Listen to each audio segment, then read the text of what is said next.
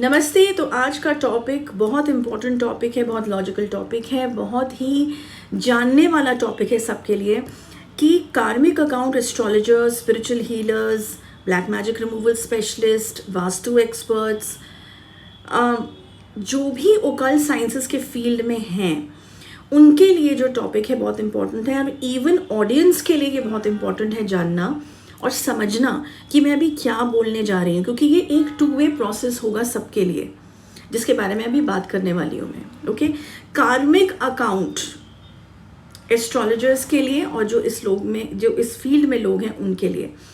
देखो, आजकल ये जो साल है ना 2023, इसका टोटल 7 बनता है, 7 नंबर बनता है, जो केतु का साल है। अब तो हम सभी जानते हैं आधा साल से ज़्यादा ख़त्म भी हो चुका है। लेकिन इसमें क्या हुआ है ना, बहुत सारे लोग, नए लोग इस फील्ड में जुड़ गए हैं, छोटी छोटी वर्कशॉप्स करके, छोटे छोटे कोर्सेज करके। अब मैं उसके अगेंस्ट मैं ये नहीं कह रही कि कोर्स क्यों किया, क्यों आए इस फील्ड में। नो, मैं कुछ और पॉइंट बोलने जा रही हूँ। आखिरी तक वीडियो सुनना और ध्यान से समझना, स्किप मत करते रहना बीच में, अदरवाइज सर पैर वीडियो का कुछ समझ में नहीं आएगा। ओके, स्टेप बाय स्टेप मैं बताऊंगी रीजंस।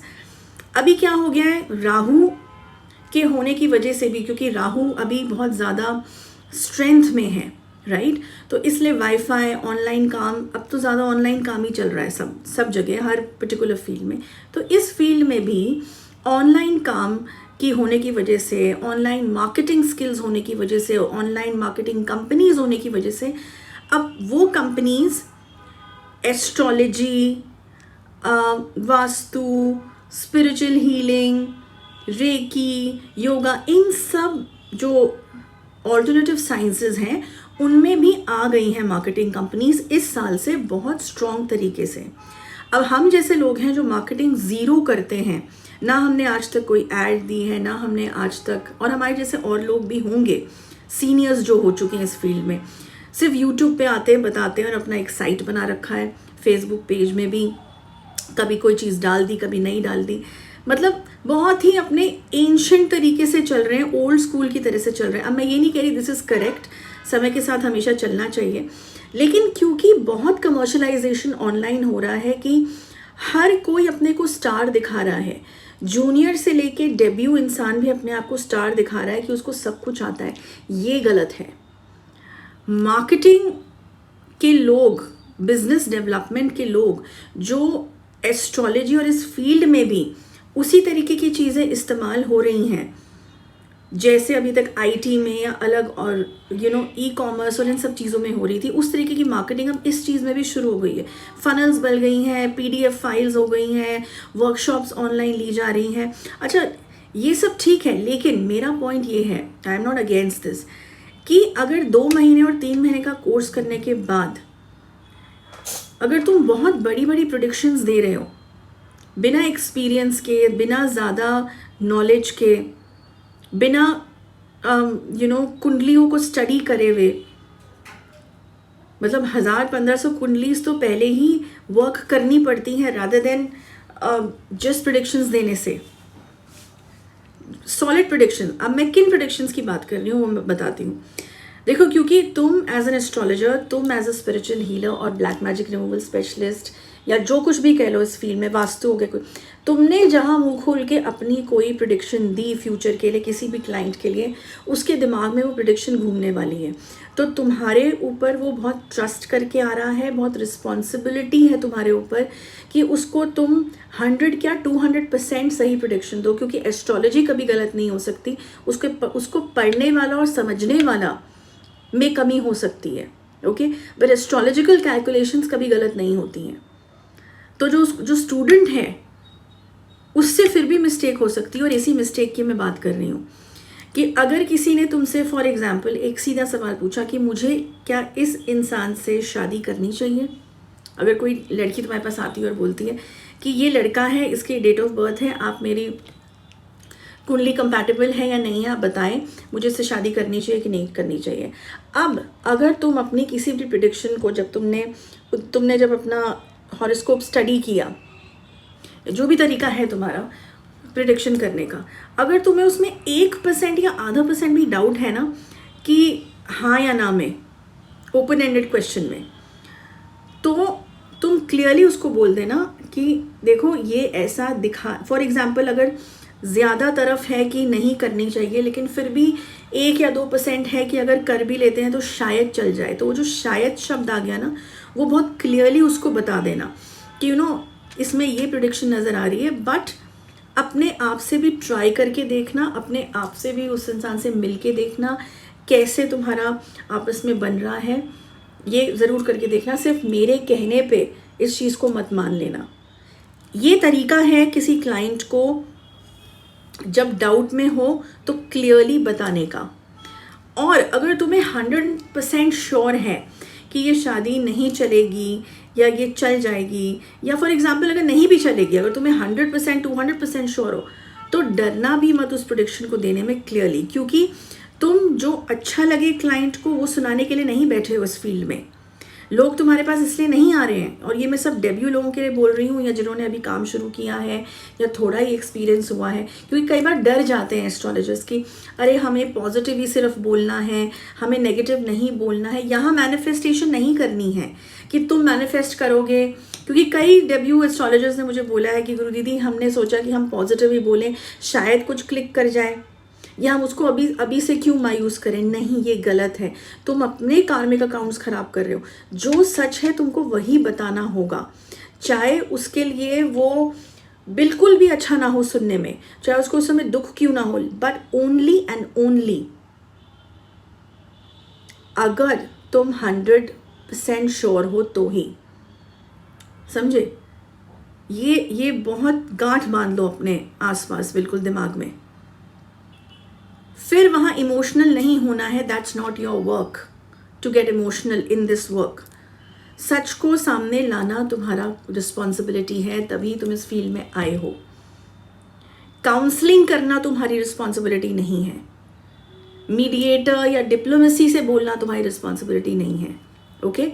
लेकिन गलत प्रेडिक्शन बिल्कुल मत देना, बिकॉज तुम्हारे कार्मिक अकाउंट पता नहीं कितने गुना खराब हो जाएंगे, क्या दोष लग जाएगा, क्या कर्जा चढ़ जाएगा, स्पेशली जो इस फील्ड में लोग हैं। ये बहुत इम्पोर्टेंट है, क्योंकि बहुत सारे यंगस्टर्स आ गए हैं मार्केटिंग कर करके, उनके पेजेस आगे बढ़ गए इंस्टाग्राम में, फेसबुक में, उनको भी यंगस्टर्स कांटेक्ट कर रहे हैं बिकॉज दे थिंक ये भी यंगस्टर हैं, और फिर बोलने का तरीका, क्लाइंट को अटेंड करने का तरीका भी बहुत मॉडर्न है, फ्रेंडली है, तो जल्दी रिलेट कर लेते हैं। बट यहाँ हम फ्रेंडलीनेस के लिए नहीं आए हैं, यहाँ हम एक सीरियस चीज़ के बारे में काम कर रहे हैं, और वो सीरियसनेस और वो रिस्पेक्ट और डिग्निटी नहीं जानी चाहिए। यंगस्टर्स जितने भी हैं या नए जितने लोग भी इस फील्ड में आए हैं एकदम, क्योंकि अभी इस साल ना सबको चमकना है स्टार्स की तरह ऑनलाइन। और क्या माध्यम इस्तेमाल किया है? एड्स, मार्केटिंग, SEOs, सब कुछ, और सब कर रहे हैं, ये सब कर रहे हैं, हम नहीं कर रहे हैं of course. So I am not saying कि हम नहीं कर रहे तो कोई ना करे, करो, अगर करना चाहते हो करो, बट फिर जितना तुम दिखोगे सामने उतनी तुम में बात भी होनी चाहिए ना। कि अगर फॉर एग्जांपल अगर 50 लोग तुम्हारे पास आए हैं तुम्हारा ऐड देख के, 50 के 50 आ गए तुम्हारे पास, तो उन 50 की रिस्पॉन्सिबिलिटी भी तुम पे है।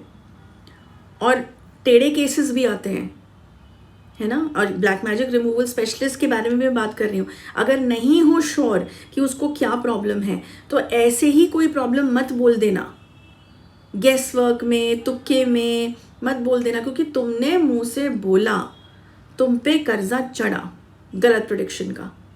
चाहे किसी भी ऑक्यूपेशन में हो, किसी मतलब चाहे वास्तु कर लो, चाहे ब्लैक मैजिक रिमूवल कर लो, चाहे एस्ट्रोलॉजी कर लो, चाहे टैरो कर लो, चाहे कुछ भी कर लो। यहाँ तक कि किसी जगह को हॉन्टिंग बताना, जो पैरानॉर्मल एक्सपर्ट्स हैं, या नहीं बताना, ये भी सही होना चाहिए, क्योंकि तुम्हारे एक कहने से शायद किसी की प्रॉपर्टी बिल्कुल घट के ख़त्म हो जाए।